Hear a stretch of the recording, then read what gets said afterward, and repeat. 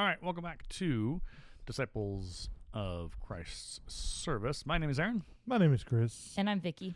And today is kind of we didn't have a real concrete idea coming into it, but we kind of chatted over coffee off recording, off mic, myself and Chris. And we decided on the topic of grief as a beautiful and bitter thing, as well as the human experience through God's will and our place on the path for it. So that will be that. It's probably gonna be a little meandering. We'll see how long the episode goes. Yeah. Because you don't really know until you know. Meandering is what we do. Yeah, it's not a bad thing. Nope. So I guess we have to ask the question of like what prompted this conversation. So that's where we turn to Chris. Yep. For a brief and light background. I don't want you to have to revisit the whole experience. Yeah. But what has brought us here? Well, so my mother, she passed away on Tuesday, November 25th of this year, 2025, in case you're listening later. Right. I did not expect the grief to be so hard and so long. Yeah. That's what I didn't expect. I didn't expect it to be that hard. And so, disclaimer, and this is a warning, graphical warning, I found her dead. So I found her in the bed and saw all of the things that I probably shouldn't have seen. Right. But this is what the grief has actually helped me to heal and put some things to rest. Okay. Yeah. So that's basically where this came from. It's more of me trying to heal, because I'm telling you, this was devastating. It really, this hurt a lot. And so it prompted a book. Let's put it that way. It prompted a book because of this experience, because I can't be the only one that's experienced this way. Well, maybe the way that I do, but the grief process, I'm not the only one who's went through this. Right. And each of us handles it differently. And for me, I was a wreck. I was a mess. Oh my goodness. I was such a wreck. Yeah. Video games helped me to get through it. Talking to my wife, my kids, talking to God. That probably trusting in Him and relying on Him is what really helped me the most. Having friends that helped me through it. The pastor, his wife, and I think that's where the grief process, it is, I believe, built to heal you, to help to heal wounds. That's what I believe it's for. Yeah. I mean, even because we know that that God has created, so like when a woman has a child, right? It is a painful and it's not a pretty process. Right. But in the end result is beauty. And I believe grief is built the same way. I believe that it is a hard process, but the end result is beautiful. That's what I experienced. It's literally what I experienced. It was horrid, and during the process, it was horrid. But after that, because I would like be sitting in the living room and just start bawling for no reason. I mean, I cried a lot. I'm a crier. Yeah. I'll admit it. And I'm glad that I am, because it doesn't stay in. I'm able to let it all out, and it just all comes out of me. All the pain and the hurt and all those things. And man, I'm telling you, men, do not hide your feelings. Don't do it. Yeah. Let that junk out. Tell your wife. She's there to help you. Tell her. Yeah. My wife was there to help me anyway. I don't know how that is for everybody else, but she was a huge help. May the Lord bless her. Yeah. Any thoughts over there? Where do you? I'm not really sure how to even. Not yet. Okay. So I've as you were talking, I was pulling up some clips, because we have become almost kind of not really a YouTube commentary podcast, but we've been kind of like we've done this where we find some stuff, and I center again around R.C. Sproul and or John MacArthur, because those are my guys. Yep. And that's what I tend to ring with. So I have not watched any of these, so we're going to kind of skip around, and this may help stimulate some conversation for us as well. So this is, we've watched this, I think we've talked about this before. We watched this video before, but it's called God's Purpose in Our Pain. It's from John MacArthur's conversation in 2 Corinthians 12, 7 through 10. So let's listen to this and see what he has to say. In the midst of that you find your real power. And then you say with Paul, I am well content with weaknesses and insults and distresses, persecutions, difficulties for Christ's sake. For when I'm weak, then I am strong. Mm-hmm. Embrace the pain, embrace the suffering, because you embrace the divine purpose. Mm-hmm. Samson, strong in weakness, crushed the enemies of God. Joseph, strong in weakness, rose to the throne of Egypt. Job, strong in weakness, saw the glorious face of God. I asked for prominence. God gave me humiliation. I asked for power. He gave me weakness. Then I became usable. Some words of a song go like this. There burns a fire with sacred heat, white hot with holy flame, and all who dare pass through its blaze will not emerge the same. Some as bronze and some as silver, some as gold. Then with great skill all are hammered by their sufferings on the anvil of His will. I'm learning now to trust His touch, to crave the fire's embrace. For though my past with sin was etched, His mercies did erase. Each time His purging cleanses deeper, I'm not sure that I'll survive. Yet the strength in growing weaker keeps my hungry soul alive. And the chorus, the refiner's fire has now become my sole desire. Purged and cleansed and purified, that the Lord be glorified. He is consuming my soul, refining me, making me whole. No matter what I lose, I choose the refiner's fire. Let's pray. All right. So again, Love that. hadn't watched it. I think it's in. May have watched this. It's showing that I've watched it before. But this follows along. So over Thanksgiving, Vicki and I were hanging out with my parents over Thanksgiving, and we watched a John MacArthur sermon talking about discontentment and how to handle discontentment. And I think it goes hand in hand with this one, is that pain is a part of life. And that's the part that is the sucky part, because what we are told in life is that, like the prosperity gospel, the Word of Life folks are like, you will be celebrated, you'll be healed, you'll be great, life will be great, you'll be happy all the time. And obviously that's a false gospel, it's a false message, it's a bunch of bunk because it's not real. I think the real Christianity, the real faith, not to try and say that there isn't, nobody else has it figured out, but I mean Christianity does, in that is that and the title of the sermon is God's purpose in our pain. I think the pain is the part that we don't like to recognize. Yeah, that's how God works. It is. He works through the pain. Yep. When I used to work with a mission organization in Denver, and I worked with the Africa missionaries, and I remember there was a pastor-wife team who said one of the things we talk with our missionaries about before they leave the field is the theology of suffering, because it's not taught well in the American church. Yeah. But in Africa, it makes sense, and that planted a seed in my mind. And I feel I have dealt with grief for the past year in a different way, not from losing a parent, but from fostering.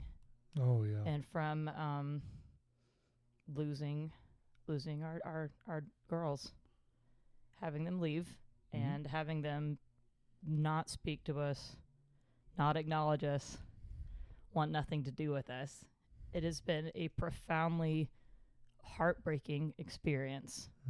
But the more I dig into Scripture, and that what we just listened to confirmed it, the more I'm convinced that it was a calling on our life.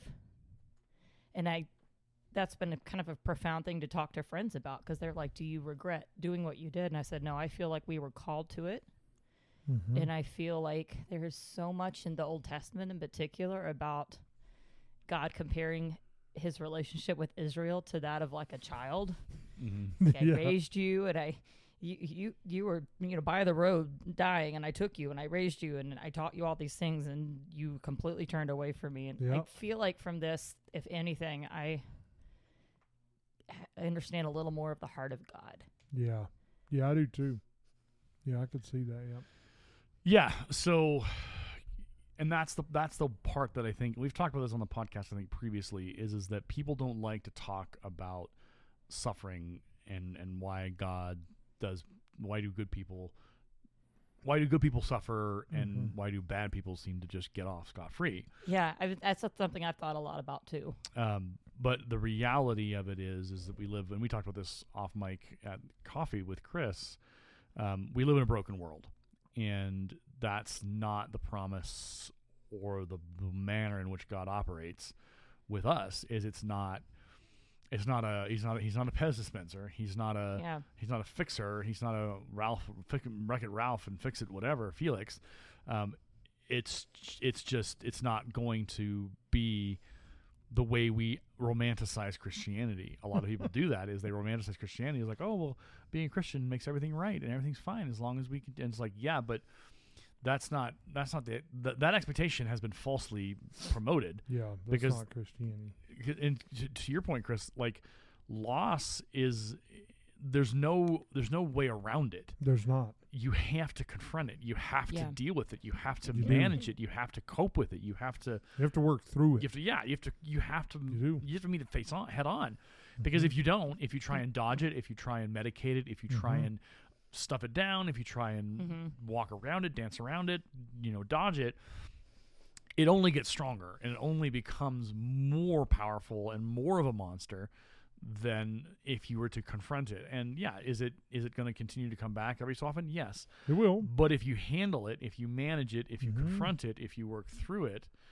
And I want to say for the record, I think people have this impression of like, oh, women, they cry, they deal with their grief. I am not I don't cry easily. I'm the opposite of Chris. My wife is the same way. She doesn't cry either. Yeah, I tend to stuff. Like that, it's a very bad habit. I think there's a lot of reasons why I do that, but one of the things for me has definitely been therapy, and my therapist is a Christian, so like, which is important. And I started doing that before our final foster daughter even moved out, so that was helping to get ahead of it. Another big thing for me personally that helps is music.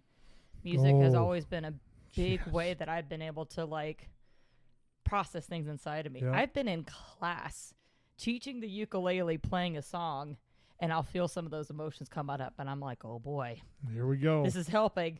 I'll just like, not lose myself to it. Because I use guitar. I play guitar sometimes. Yeah. To deal with the frustration, and I just started bawling. I was playing guitar and it all came out. Yeah, and apparently there's like a science to it. Like music can help with like processing. The piano is a big one for me. Yeah.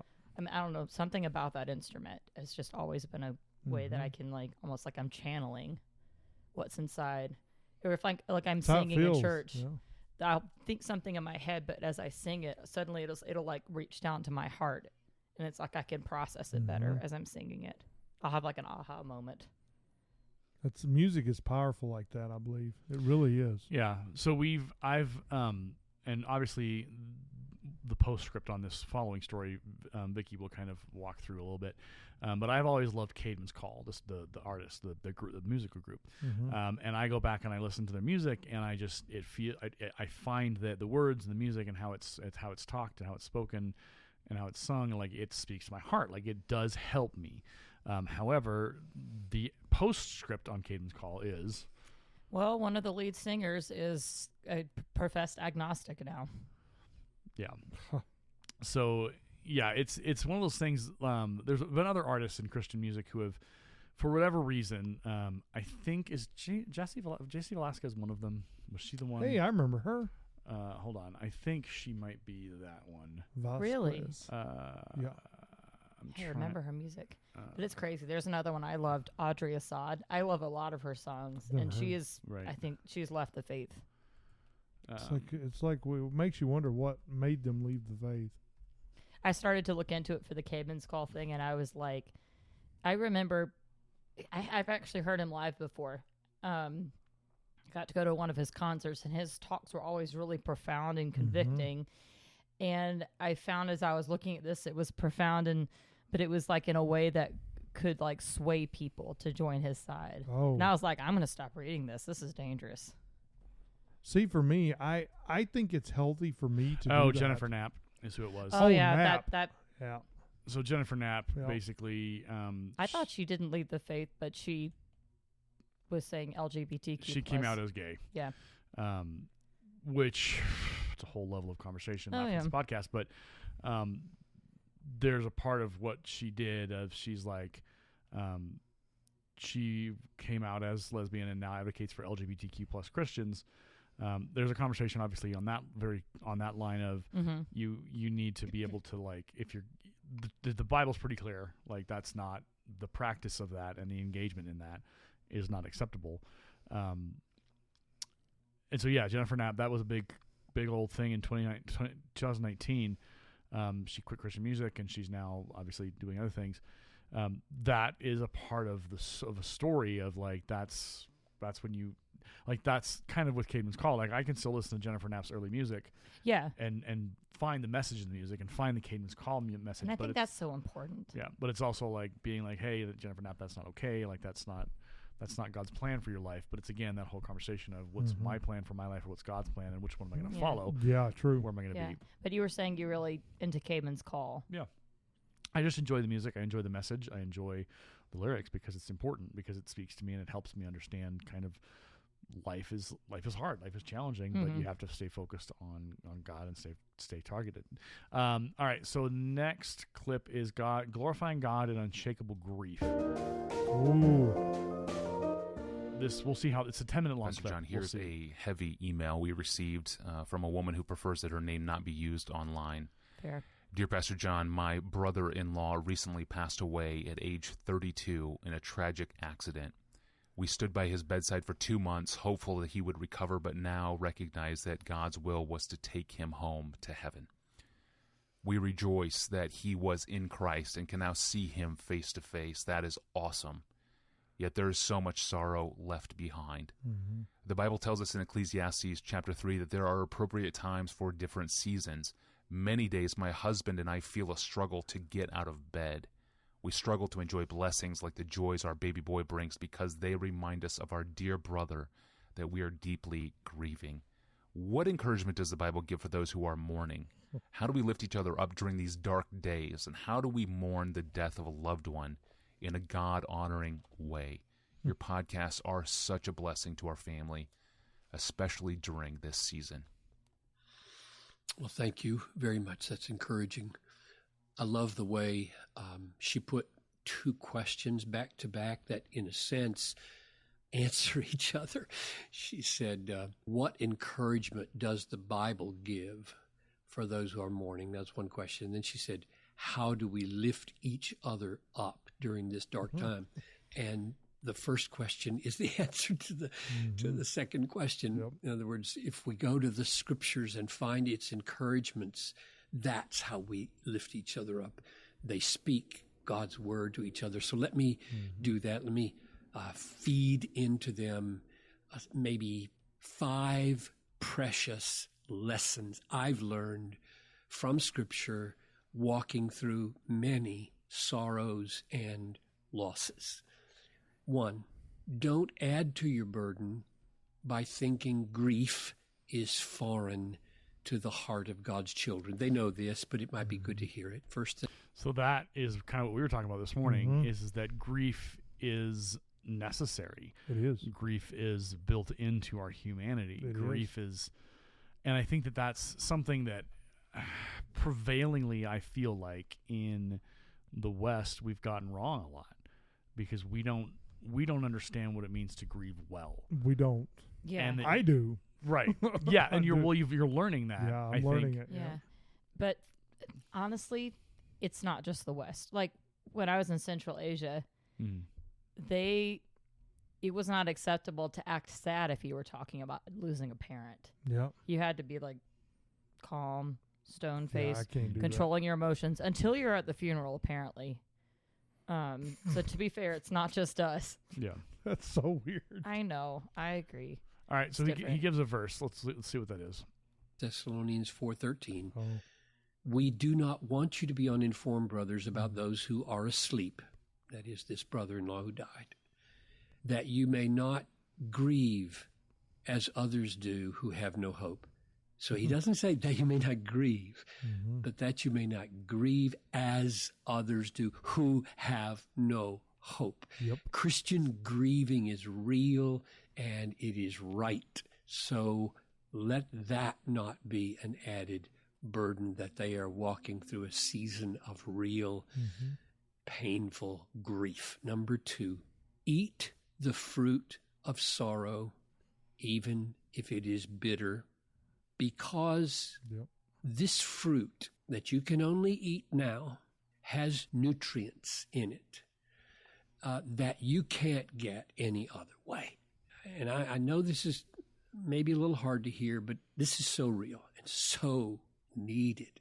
Martin Luther said that God teaches us deep things about himself, not only, and then he used 2 Latin words, not only by oratio, which means prayer, and meditatio, which means meditation on the scriptures, but also, this was his discovery, God teaches us deep things about himself also by tentatio, which is translated trial, testing, affliction.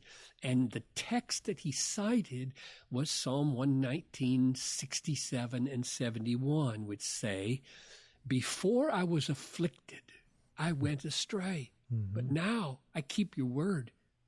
It is good for me that I was afflicted, that I might learn your statutes. There are nutrients that we draw out of seasons of suffering that are strengthening to the bones of our faith and sweetening to the marrow of our faith like we can't get any other way. So All right. So that's rough, right? Because we don't, like, naturally we're like, what? We should be glorifying God in unshakable grief. Well, that's the title of the podcast episode Yes. from Desiring God on YouTube. Yep. But I think it's also there's truth in that, and it's There- hard truth because it's not the usual answer that you hear, It's not. but it's also saying It's the biblical answer. right, because through all experiences, in all moments, in the happy, in the sorrow, in the sad, in the joyful, and all of that is Christ. There's no exception. There's no like, oh well, this isn't a part of the Christ journey. Like these, like it's all or nothing. It's all in or not. Like everything we do and everything we experience, every emotion we have, It's all in. it's bro. God breathed or it's not. Like you can't separate Yep. or divorce that from anything. You have to hold true to those as they are all together. And so in this statement, he's saying, look, there's no other way for us to learn of God in the way that we learn through grief. Yep. In that experience is what, and again, it's going to sound terrible, but It's hard. it's going to grow us, it's going to draw us closer to him. It did. Because the burdens of grief, the burdens of struggle, the burdens of suffering, the burdens of sadness, the burdens of all that, loading that off on God and saying, look, I can't do this. I need your help. I need you to get me through this. I need you to get me to the end or to the next chapter Yeah. of this grieving process, because I can't do it alone. And that's where I think in part this is saying you have to lean on him. You have to turn to do. him. You Yeah. have to admit you can't do it alone. That's the first step. Right. Yeah. You I think that's a lot of times what we, in the modern age of 2025 now, we don't want to admit that. Like, that's not something that's taught. Like, oh, you just need to, no, don't do it alone. Like, do it alone. Like, you can do it. It's like, well, no, we can't. You can't do life alone. I think that As a Christian, right. you can't do it by yourself. Well, and I think it's also interesting because you do hear a lot of, like, you can't do it alone. Like, social emotional learning talks about getting through the stuff together with people and stuff. But there's the danger, I think, with social emotional learning when it's not connected to Christ. Yeah. And obviously in schools, that's a whole thing. You can't do that. Like, that's not how it works. So I think when we talk about this, we talk about, like, hey, in your families, in your communities, like, when Christians are together and are in community, though that pain is not lessened, but it's shared. It's shared, and Yeah. that weight is then held on many different shoulders It is. versus just the one. And in that moment and in that togetherness, we are pointing back to God in everything that we do as a group of Christians, because Yep. it's like, no, we can't do this alone. We depend on God to help us all get through this, to all experience and all come out on the other side and continue the journey of grief. Because I've said this so many times, grief is a monster. Grief's not going away. Grief will Nope. revisit you, and you have to be ready to rely on the people and your God, because that's the only way you get through it. And that's exactly what I experienced. 1 Thessalonians, what he said is Yeah. exactly what I experienced. Yeah, Because I started off, I'm standing in my mother's room and I'm looking at the wall. I'm looking at the very spot where she was at. yeah, And I'm thinking to myself, I didn't know what to think. Yeah.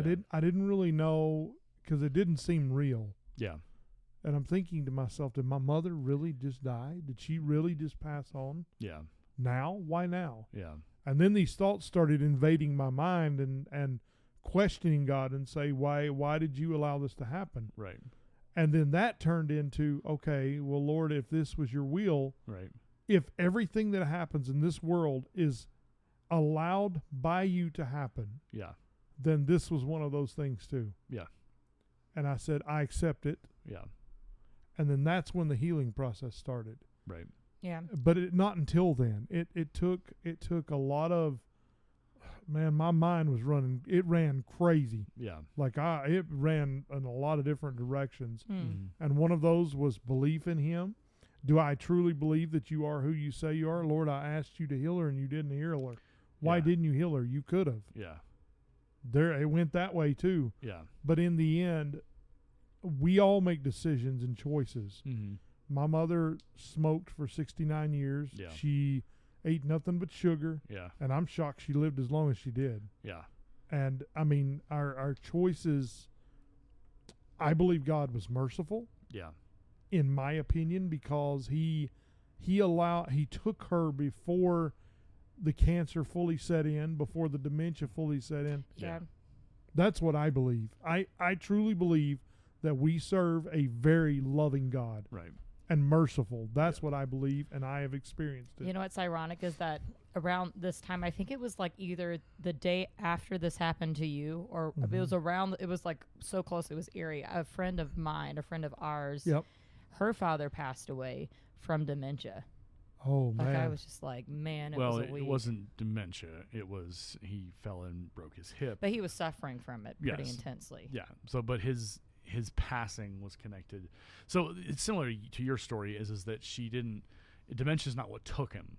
Yeah. It But they were was- having these it was hard other conversations. complications, and Yep. so to the point of the story that Vicky's telling is that I spoke with his wife at a choir practice, and her statement, and had that statement I think has been shared with others, is that he was suffering. It was a hard future ahead for him, because the Yeah. decisions that they were going to have to make about where he would be placed, what would happen to him, were not going to be challenging to them and to him, because he was heading into a full dementia situation, and you made the point of God being merciful, is that when he calls someone home, it's not based on what we want to happen. Exactly. It's based on what he wants to happen, what his will is for that Facts. life. Facts. And so she belonged to him, Right. not to me. yeah. Well, and I've told the story of my Aunt Donnie, who I never met because she died before I was born. Mm-hmm. But her story, and how her transformation in the hospital room into as she accepted Christ in her heart, and the impact of Donnie had on the rest of my mom's side of the family, and the incredible, saving grace and salvation that Yeah. continued to spread through that family, in tandem with a lot of revivals that were happening in northeastern Montana as well at the same time. Oh, yeah. And that all colluded and collided to change my mom's family and eventually my dad and some of his family, and many of those in that community which had not heard the message of Christ in the way that it was presented Yep. by these evangelists. And so, yeah, is death awful? Yes, but none of us get out of it alive. Like, we all will go. Yep. But I think what we have to focus on is that what is God's will for our life, and which is the more troubling one that we don't like to talk about is what is God's will for our death. Oh, yeah. And see, this is the interesting part. Is death such a bad thing? And I say this very carefully because Yes, please be very because- mindful. well, because we see death as us losing something, right? So what if God would have given me what I wanted, Yeah. and He would have kept my mother here? Dementia would have took her. Yeah. Pancreatic cancer would have took her. The Yeah. pain would have been Yeah. 1,000 times worse. Yeah. I look at it this way. My mother was a follower of Christ. Yeah. She has been freed from her bondage of the flesh, Yeah. and she is free to worship Him forever. Yeah. That's the way I see it. I have a first cousin. My goodness. He actually passed away a couple days after Christmas last year. Yep. Last Christmas was so hard for that reason, but he was one of those medical miracle stories. Oh, Like, he yeah. had a heart transplant when he was 16. He's had both hips replaced. He had a stem cell transplant. Holy Crazy stuff. moly. Like, there were several times the doctor was like, I don't understand. The charts don't make sense, but, like, the cancer isn't there. He's cleared. But he suffered for a long time. And I hate that he went before he turned 50, but he just, for me personally, it's like, man, he suffered for so long. Yeah. It's so great that he is in a place where his suffering is over. Yeah. So I think what Chris is alluding to, and what I have been seeing a lot of recently in European countries, is there is a growing and unsettling and unacceptable, and I don't like it, to be very clear, but a growing movement in European countries for assisted suicide to be Yeah. legalized. And for the idea that we can then choose based on various factors that if we don't want to continue, then we are allowed to make that choice. And I don't think That's not good. it's not even that I don't think. I'm strongly convinced that that is not the appropriate path for anyone to take. And a Nope. recent story, I think it was out of Finland or one of those countries, where these two twins who were like 89 or 85 or whatever, and they, because recently a law had been passed allowing for assisted suicide to occur based on if you were of this age or these conditions, you didn't want to suffer anymore, that you could then do that. And my initial reaction, which has always been my initial reaction, is no. And I know That's a horrible idea. This is the giver. yeah, absolutely. Well, and it's what it is that it's predicated on like, oh, well, this will be a merciful act. We'll be able to, the suffering will be over. And it's like, here's this. This is why it runs right up against the wall of Christianity, and doesn't get through because it just keeps boom boom boom. It doesn't. There's no way for it to take purchase in the Christianity that we know and we practice. Is that we don't get to choose how to die. No. We don't choose. That's not our will. Our will is not God's will. And Come on, Aaron. Tell us about it. Well, no, because Yeah. we It's don't true. get to choose when to go home. Yep. The consistent messaging in theology is until He calls me home, I'm here to bring Him glory and honor and praise, and Facts. to be a steward Yep. of His kingdom. Yep. And that means that I need to be in service to my King every step of the way, through loving others, through serving in community, through doing all those things. Like my mission field is His until He says, okay, your time on here is done. People were justifiably and understandably shocked and horrified and hurt when Vadi Bakum died. Yeah. Oh, yeah. Like that was, but his messaging had been consistent throughout his whole career. It was. If you hear rumors of my death, I am not dead. I am alive in Christ. Yes. And he lived his life. Now, yeah, he had been diagnosed with heart failure 10 years previous, and he had had a life he had lived and been able to manage it, and things just He had a medical. It happened, and that's how it worked. John MacArthur lived a long life, but it was time for him to go home. R.C. Sproul, when his passing occurred, like there's just this massive amount of understanding that it's God's will when we go, Yep. not ours, and we are not in control. We should never be in control, and that's when we start to really veer into playing God, and that's a dangerous place to be. It is. Yep. And so, yeah, death can be beautiful, but it can only be beautiful through Christ. That's a fact. That's where the absolutely true, beauty yep. of that occurs. Yep. The beauty of death is not in like choosing when to die, or do like that is not that's not a beautiful death. Again, you have to be very. I hope you've been listening to the last 10 minutes of this conversation.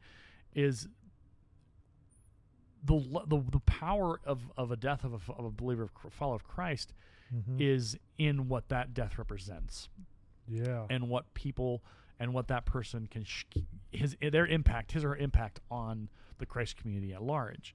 The reason why John MacArthur was so mourned is because he had such an incredible but humble and practical impact on the faith followers of Christ. And there was this massive hole now in our hearts. Thank goodness we've got his YouTube videos, and we've got a couple more we'll listen to here in a second. And his Bible, John MacArthur, his study Bible, his study materials are between him and R.C. Sproul and Voddie Baucham are legit. They are legion. They're incredible. We have that now to continue our own Christ following experience in the footsteps of John MacArthur, R.C. Sproul, and Voddie Baucham and others, because they are the ones who were dedicated to bringing the glory and honor of Christ into the rest of the world, and to show others how to live and how to speak of Christ, and how to work through Christ, and how to act through Christ, and how to live in Christ. Yep. And that, I think, is one of the more important things there. So we'll continue with this video. There's about 6 minutes left. He's got these points on what I think will be helpful to listen to. Oh, eat them. Go ahead, eat them. As long as God keeps you in that season, don't waste it by wishing you'd be out of it. Go ahead and eat the fruit that grows on that tree alone. Number 3, savor the special promised nearness of the Lord. Psalm 34:18. The Lord is near to the brokenhearted and saves the crushed in spirit. There is a unique and special promised nearness that you will enjoy. Yes, that is a tearful, painful, true word. You will enjoy that you will not have once the sun comes out again. I know it. I've walked through this. 2 or 3 major losses in my life, and I wouldn't trade them for anything if I just focus on the sweetness of how God drew near. So that's number 3. So I think that continues the theme of we have to pull closer to Him in loss. And a lot of what we might see in, the word's not less educated, but less theologically grounded churches or people, is they get mad. And now there's part of the reading process is anger. It's anger. It's part. Yeah, it's real. But again, we've said in this podcast, and I've said so many times to other people in my life, what your emotions aren't wrong, but what you do with them, that's what carries the day. And so that anger has to resolve into acceptance at the end, because again, we're not in charge.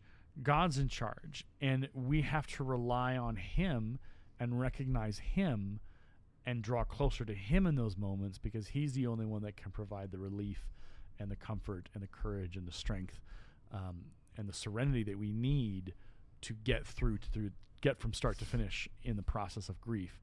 And in grief, you can substitute. In grief, you can substitute depression, sadness, anxiety, all those things, stress, whatever. God's in there. God's in those moments. Oh, He is. He's there. He absolutely is. Whether or not we recognize and understand His place in our lives and our place in His life, that's the key. Because you can't. Part of why, I have stress, I have anxiety, I have all those things are a part of my life, but I every single moment of every single stressful moment or anxiety feel like I go back to, nope, God's got this. And it almost turns into God has to have this because I can't do it. I can't do it. Yeah. No. And so what I've learned in the last, I'd say about probably the last 10 years of coming out of college, getting a job here and teaching and just life in general is that I can't question if God's got my back or not. Because if I even begin to question it, then I don't have anything to stand on. So I have to stand on something. And my experience of the last 43 years has been, I know what he's capable of. I know what he does. I know how he works. I'm not I no longer question it. Does it lead to challenging conversations and difficult topics like this, and where you have to go, yeah, why do bad things happen to good people? Because that's how God works. Mm-hmm. How else do you expect him to get the glory and the honor and the praise? People to go, oh, hey, God's working here. And it sounds horrible, but this is the reality of God's will for his people. Yeah. We can't grow if we're never challenged. Right. And suffering and grief and all those things, that is what reflects back his goodness. It does. In the healing and the coping and all of that stuff. The death of my Aunt Donnie, my Aunt Donnie's death was preventable. Mm-hmm. She went in for a food poisoning. They misdiagnosed her, sent her home. By the time she got back in the hospital, she was septic. It was over. There was nothing they could do for her. The most wild thing, and it was like, 1976, 1977, like, medical science has come a long way, but even then you would have thought, like, this is an easy solve. Yeah. This is an easy fix. But that's the question of, like, why did that bad thing happen to Aunt Donnie? Well, you know what? Donnie's death predicated the entire conversion of most of my mom's side of the family. And she's converted too. And she so she started this movement. She started this transition. Yep. And so, yes, I'm sad that I never got to meet Aunt Donnie. She was a teacher. She was good. She was a kind lady. She was amazing. All the stories I've heard of her have been redemptive. I'm sure she had her imperfections, as we all do. But does it I can be angry, but I have to let that anger fade because I know what my God did to my family. Yeah. I know that without Donnie, I mean, it would have happened eventually in some ways because of a lot of things, but that was the domino falling effect where it began. And then it ended with my grandfather turning his life to Christ. Yeah. All those many, many years later, towards the end of his life. So that's, again, to his statement, the sweetness of that is the loss can propel can propel us, or others around us, or others who have had no exposure to Christ can propel them into Christ's arms. Yep. And is that fun? No. Is that great? No. Is it make it feel good? No. But that's not the point of God. No. God's not here to make you feel good. You don't feel most of the time. You got to hurt a lot. Right. And you're that's not going to feel good all the time. That's the work is in the pain. I agree with that. So, yeah. I would like to know your thoughts, Aaron, with that in terms of our fostering experience. As in? Okay, I'll unpack it. Because I've had friends who were like, around the time that we got our girls, we were talking about, hey, maybe we should start a family. Maybe we should think about this. Mm-hmm. You know, we were praying about it. We were seeking. And then, boom, this happened. Yeah. Yep. And I had friends around me who were like, that's not what I prayed for you. Like, and then on the end of this, on the other end, it's like, I'm kind of in this limbo of waiting for God to use this. I think the word in there is like, well, this is not what I prayed for you. It's like, well, that's not how this works. Yeah. You may have prayed for us for something, but guess what? God's not going to work through what you want for us. God's going to work what he wants for us. That's a fact. Yeah. And like this is where my hackles get raised when I hear people say that. So I'm not mad at you. I'm mad at people I who say this. appreciate you not being mad at me. No, I'm mad at people for saying this. I'm like, well, that's not how God works. Like how? Again, it's the R.C. Sproul. What is wrong with you people? It's not a pest. You don't know who God is, and you don't know who what is wrong with you? Yeah. Like, no. You can ask for God. You can ask. You can pray. You can intercede. You can believe, and that's the most important part of all of this. But accepting what comes of your prayers is the second piece of that puzzle. Fact.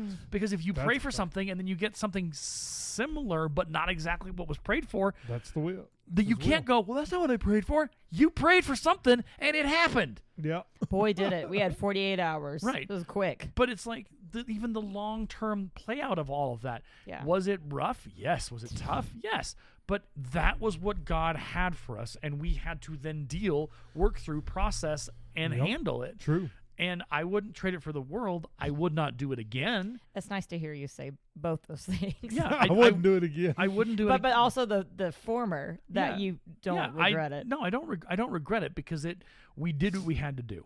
Yeah. We did what was asked of us, and we performed our duty. We did everything we could. We didn't give up. That's right. We didn't quit. Yep. We kept moving. We kept going. And through all of that, that's what I consider a prayer answered. Is that it gave us what we needed, whether we wanted to or not. And that's the thing. You have to accept what God gives you. Yeah. Because if you want to go into a challenge for debating God on what His will is for Yep. your life, best of luck. You're going to fail every single time. Yeah. You're going to come up going, but God's going to be like, and your point is, I'm the master. right? Not you. I am the beginning, the end, the whole lot. Like this is me. Yeah. Get used to it. I mean, again, that's not. But I think he probably that's what he feels. He's like, look, I have an entire Bible dedicated to telling you how this works. Yeah. You've had people extrapolate, interpret, explicate, and dig into the theology of my Bible. Yeah. They've told you, R.C. Yep. Sproul and John MacArthur, especially Voddie Baucham and all the others, they've told you the message has been there. You continue to ignore it. What do you want me to do? Like this is I'm giving you everything you need. I'm giving you everything. I've given you everything and more. Every opportunity to accept what I have for you, and for you to say, well, that's not what I prayed for you guys. Well, guess what? You prayed. Man, Mission accomplished. I got another story too. Okay. So a friend of mine, this was probably about 6 months ago, he messages me and he said, hey, I got this friend who's in a coma right now. And he said, he's my best friend. I've known him since he was a little boy. Yeah. And as soon as he said it, something inside of me switched. Yeah. I hit my knees, which I never do. Yeah. I hit my knees and I felt the Holy Spirit moving in me. Mm-hmm. And I prayed for that boy 3-4 times a day. Yeah. And he messages me 2 weeks later, and he said, Chris, and the thing that he had wasn't curable. Yeah. He messages me and say, hey, Chris, he just woke up. I wanted to let you know that. And I'm like, no, he didn't. Yeah. He's like, yeah, he did. And he said, and the question he asked him, he said, why would somebody that doesn't even know me Right. across the country pray for me? Yeah. And I thought about that very carefully, and Yeah. simply because God told me to. Right. He told me to do it, Yeah. and I was obedient. I did Yeah. what he told me to do. Yeah. Obedience to God is more important than busy work. Yep. Well, and obedience includes accepting what He has. What for he you. has. The prayer is the prayer answered? Yes. Was it the way that person wanted the prayer to be answered? No. Well, then accept it and move on. Like that's Thank God, glorify Him, and move on. Right. You can't Yep. ignore God's will. You can't Nope. ignore what that message is, because if He's you sovereign, if you man. try and disagree with that, good luck with that. You're disagreeing with God, and that's a big old thing to do. Not advisable. But Jesus talked to Saul about that once. yeah, yeah, yeah. And so I don't know. It's one of those things where Mhm. I get it and I understand it, but I'm like, nope. Theologically, gotta accept what He has for us. And does that is it going to be always going to be comfortable? No. It's But going to be what we want. when God answers the prayer, you gotta accept what you get. Mhm. You thank Him for it. Yeah, thank you, sir. May I have another? Yeah, thank you. I have Oh enough my gosh, Aaron, facts. that question. Yeah, Thank you, sir. May I have yeah. another? Well, that's the thing is right. How do you? Yeah. You ask God, okay, what's the next thing? Where do we go from here? How do we That's been the interesting thing, kind of on the afterward Yeah. side of it. Like Mhm. for me, I've been surprised to find joy Mhm. in the season of just the two of us. Yeah. But there's also kind of like what if, what's next, unanswered questions, and Yeah. how's God going to use this? There's a lot of things that I think are still to come. and still that's figure. okay because that's how it works sometimes. Mhm. All right, we'll continue with this. We've got 5 minutes left of this one. Number 4, believe that He will heal the wounds of loss. Mhm. You could call them an amputation, without desecrating the preciousness of the memory. I think sometimes we're so afraid that if this gets healed too quickly, it's going to be dishonoring to my lost loved one because I'll just be going about my business like usual and it'll look like he doesn't matter. I think we all feel that. And yet Psalm 147:3 says he heals the brokenhearted and binds up their wounds. So you don't need to rush it. And when it comes, when the healing comes, it won't be in any way a diminishing of the preciousness of the one who was taken. So I think the other side of that statement is you have to be willing to let it heal. You do. Yeah, I think that's the thing I'm kind of at in the season where I feel the healing and I'm like, is it okay to feel this? Yes. It is. For reals. Yeah. Because I think if you again, it's that and this is not meant to be patronizing or anything, but in a way, but I say this all the time. if the healing is happening, be accepting of that and let happy. it happen. And be like, it's fine. It's let this work. Yep. Questioning God is a terrifying prospect. I don't want to do that. Yeah. So don't question the healing because you need that. And if the healing happens fast, like he's saying here, accept that. Yeah. I think I just want to make it clear for me, it's not that I'm questioning God. It's more I've been kind of questioning myself, going, these feelings of contentment I'm feeling in this season, is this sinful or No. is this God healing me? Contentment is not sinful. Paul said no matter what situation he finds himself in, to be content. Yeah. That was the John MacArthur sermon we watched. Like this past week, we had a local Christmas parade. I have wanted to join my school and be a part of it, and I have not been able to do that for the past. Yeah, I wasn't able to do it last year or whatever, and this year I'm like, I'm doing it. Nothing's stopping me. Yep. And you did. I did. It was fun. I had a great time. Yeah. Yeah. All right, let's go continue on with this one. 5. This is the last one. Wait for God's timing of healing and restoration. Yep. Psalm 30, verse 5. His anger is but for a moment, and his favor is for a lifetime. Weeping may tarry for the night. Joy comes with the morning. Yep. Now, I don't think the point of that is about the clock. Like sadness at dusk, joy at dawn every day. That's not the point of that statement. The point is God does not leave his children indefinitely in the depths of sorrow. Amen. Joy comes eventually when dawn comes, and it comes in God's timing. The older you get, the more you know that terrible things don't have the same horrible gut punch as time goes by. Yep. In the moment of loss, get that phone call, that utter disappointment, that painful email, a dream is shattered, a massive disappointment, something you thought would never happen. And you feel in those first hours, there's no way I can live with this. And God's timing is very mysterious in its effects, because the next day it's a little different, and the next day it's a little different. A week later it's a little different.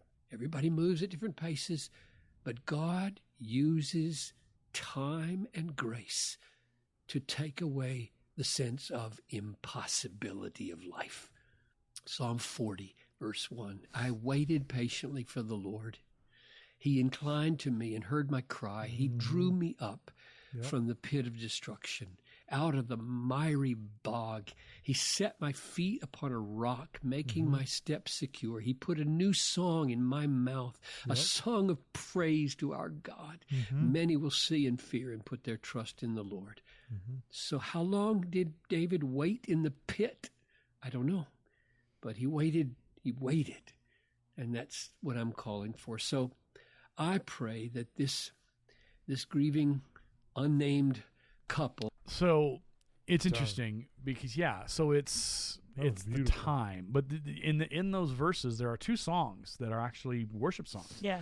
His joy comes with the morning, the darkness, and the other song that I'm trying to remember now. There's two worship songs that are very specific to that message, and I think that's this is my favorite thing about grief so far I've ever read or learned, because it encapsulates the pieces of the puzzle. It helps us understand the depths, it understands the valleys, it understands the hills, it understands all of that. It's like perfect. Yeah, It really is. it's pretty brilliant, and It's exactly what I went through. Yep. Okay, let's see how to comfort someone grieving. R.C. Sproul. This will be a fast one. Biblically, it is God who giveth, it is God who takes away. John recited passage after passage. He brings prosperity, he brings calamity. That's not harsh. What we have to tell people is that your only hope in the midst of your pain, in the midst of your suffering, is that it is not an accident, but that the supreme wisdom of a loving and transcendently holy God is behind us, and you can't possibly know today why. But I don't think it's mean-spirited. I don't think it's harsh. I think it's the truth that we have to speak to people to give them any hope at all. So that's interesting because it's more of the same message we've been hearing is that God's got a plan, God's in control, God's got this. Does it make sense sometimes? No. Not in the moment, but eventually as his will unfolds and as our discernment expands that idea and digs into it, then yeah, we get a better picture of that. Let's see. Promise of God in suffering, R.C. Sproul. One thing that drives me crazy in modern evangelical Christianity, I listen to the television preachers and they tell us about name it and claim it. God always wills happiness, he always wills this, he always wills that, and God will never ask you to suffer. That's superstition. That's a nonsense. That's not the truth. I That's think not the that's what's gospel. hard for my The friends. Nonsense. Just because it was like because like with there's a foster mom who's a believer. She's on social media. She's written books, and she talks about how if you choose to foster, it is a call to suffer. Yeah.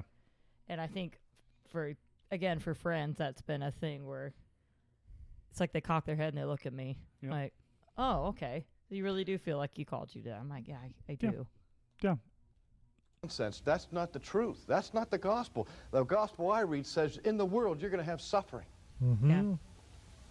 The promise of God is not that you won't suffer. The promise of God is that when you suffer, he will be there. Facts. One thing. It's a very young R.C. Sproul. You don't have the video in front of you, but it's a young R.C. Sproul in No. a classroom. But yeah, that message was from there until all the way till he continued that message. He never deviated from his message. Your only hope in the midst of pain and suffering, R.C. Sproul. I saw a program once at 700 Club, okay? Oh, no. Pat Robertson was interviewing a young woman who had 2 children between the ages of 1 and 3. In separate incidents, both of her children were tragically killed. And she was weeping and sobbing as she said, how could God allow this to happen? It's unthinkable. And Pat Robertson was trying as hard as he could to comfort her. And he was saying, you can't blame this on God. And God had nothing to do with this. This is the fallen world. This is the devil. Everything but God. I started actually talking out loud to the television. Yeah. I was sitting there. I was saying, oh, Pat. What are you doing, bro? Please don't tell this woman that God had nothing to do with that. Because you've just taken away from her any hope of ever finding the redeeming purpose in this out of her. Biblically, it is God who giveth, it is God who takes away. John recited passage after passage. Yep. He brings prosperity, he brings calamity. That's not harsh. What we have to tell people is that your only hope in the midst of your pain, in the midst of your suffering, is that it is not an accident, but that the supreme wisdom of a loving and transcendently holy God is behind us, and you can't possibly know today why. But this is his world, and it's who else would you like to have in charge of it? beside the Creator God. I mean, that I don't think that's harsh. It may be difficult, but I don't think it's mean-spirited. I don't think it's harsh. I think it's the truth that we have to speak to people to give them any hope at all. So that's a repeat of a previous video we just watched, but the context in the front end of that and the back end of that, I think, is important because, that's horrifying. Here in our community, we've recently had 2 significant losses of students. One who was a graduate from last year, and one who was a student currently in our community. And the one who graduated last year, he was a beloved student, and he lost his life tragically while he was apparently, out doing some running, and a vehicle hit him, from what I understand, and that was, they tried to keep him alive and find a way to save him in the hospital, but it was not possible. So this is a very real message to our community right now of how do we handle that? Yeah. How do we reconcile that loss with the larger will of God? Mm-hmm. And R.C. Sproul is very clear here, and others are very clear. Yeah. We don't know what that is today. We don't. But what we can trust and believe and have faith in Yep. is that he will use this for good. Now, may that happen? Will that happen at the funeral on Monday with the hundreds and hundreds of people who will fill that gymnasium? Mm-hmm. Maybe. But we can't know, and we can't predict, and we can't pretend to try and direct God's will in this situation. We can only hope to be a participant in guiding that direction. Yep. And so that's, I think, it's hard, right? It, but it's that recognition of how small we are. Yeah, it really is. And so like I said earlier, like I lost my mom and I started questioning God. And then eventually I came to the point where I said, okay, Father, you took her home. Yeah. That was your will. I am utterly convinced that it was his will for her to go home. Right. I accept it. Yeah. I let him heal me. Yeah. And I move on. Yeah. And that what else am I going to do? I want to make sure before we leave, I want to read this is my favorite Bible verse. I'm just going to read the first part. Psalm 56, verse 3. You have kept count of my tossings. Put my tears in your bottle. Are they not in your book? So this was like something that widows in particular would do if their husband passed away, is they would literally collect their tears in a bottle and wear it around their neck. Oh, darn. So when I read this, I think, man, our when we are grieving, our grief is that precious to God that he collects our tears. Yeah. Oh, that's interesting. Yeah. So there you go. I cried enough. I cried a river. Yeah. And I really did. Yeah. Any final thoughts on grief before we call it for this episode? It is beautiful. Let it happen. And it shows your love. Yeah. Mm-hmm. Oh, it does. Yeah.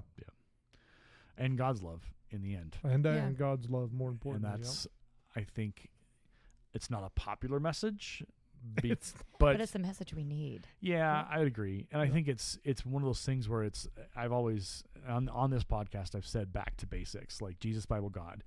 Every time. Yep. And it's, if you got to run your, you got to run your idea or your perspective or your possibilities through that filter. Yep. Because that filter is what's going to you're going to be able to vindicate what God wants and God's will, because you're going to check that God, Jesus, Bible, God filter.